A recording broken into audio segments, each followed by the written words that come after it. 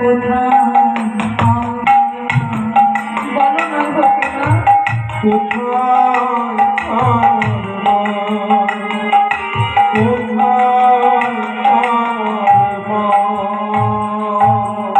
ডাকি আমি মামা বলে মাগে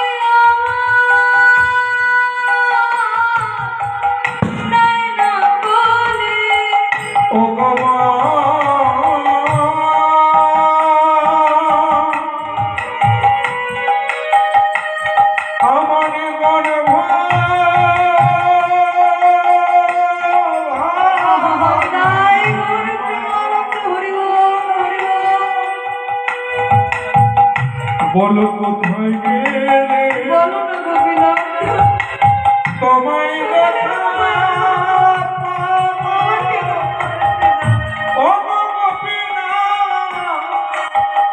আমার মায়ে একবার বলো একবার বলো না আমার মা কোথায় গোপীনা ও গোপীনা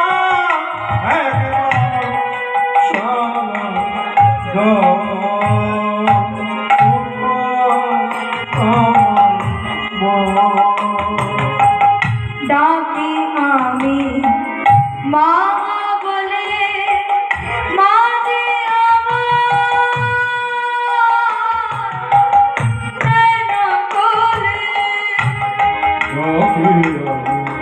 বাবা বলে মাঝে আমার নैना কোলে হারিয়ে গেছে মাঝে আমার হারিয়ে গেছে মাঝে আমার হারিয়ে গেছে মাঝে আমার হারিয়ে গেছে মাঝে আমার খুঁজে পেলাম না বলো বলো কোথায় আমার মা বলো কোথায় আমার বলো কোথায় আমার মা বলো কোথায় আমার মা আজকে বিগ্রহ গোপীনাথের চরণে মাথাটাকে ঠুকতে ঠুকতে ঠুকতে ঠুকতে নিজের প্রাণটাকে ত্যাগ করেছে পুত্র গোপীনাথ। আজকে পুত্র গোপীনাথ নিজের প্রাণটাকে ত্যাগ করে দিয়েছে। গোবিন্দ ঘোষ গঙ্গায় থেকে স্নান করে ফিরে এসেছে, ফিরে এসে ডাকছে বাবা, ও বাবা গোপী। বলি একটু বকেছি বলে অভিমান হয়েছে বুঝি? আর বলবো না বাবা, আমার সম্মুখে আয়, আমার কাছে আয়। কে আসবে কাছে? ছোট্ট ছেলেটা যে আর জীবিত নেই। গোবিন্দ ঘোষ ডাকতে ডাকতে ডাকতে ডাকতে ঘরের মধ্যে প্রবেশ করেছে। প্রবেশ করে দেখছে বিগ্রহ গোপীনাথের চরণে উবুর হয়ে পড়ে আছে পুত্র গোপীনাথ।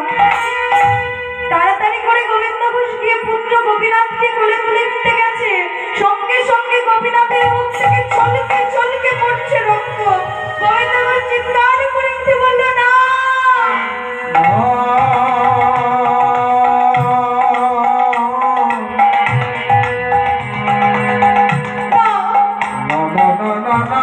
আমার শেষ সময়টাকে তুমি এমন করে কেড়ে নিতে পারো না।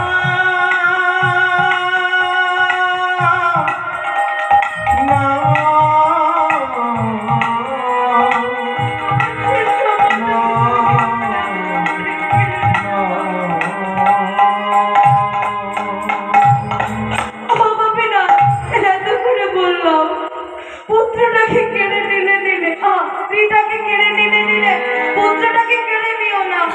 তুমি তাকেও ছাড়লে না, দয়া করো। আর যাই করো আমার পুত্রটাকে তুমি কেড়ে নিও না।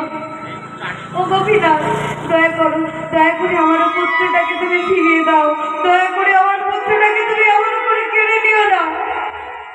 ছোট্ট গোপীনাথকে বুকের মধ্যে জড়িয়ে ধরে বলছে, বাবা গোপী, তুই এমন করে চুপ করে থাকতে পারিস না, বল বাবা, কথা বল।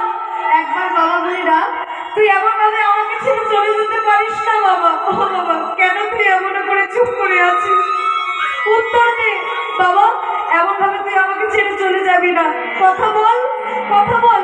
আমি তোর বাবা এসেছি, তোকে ডাকছি বাবা, সাড়া দে। যে একবার চলে যায় সে কি আর কখনো সাড়া দেয়?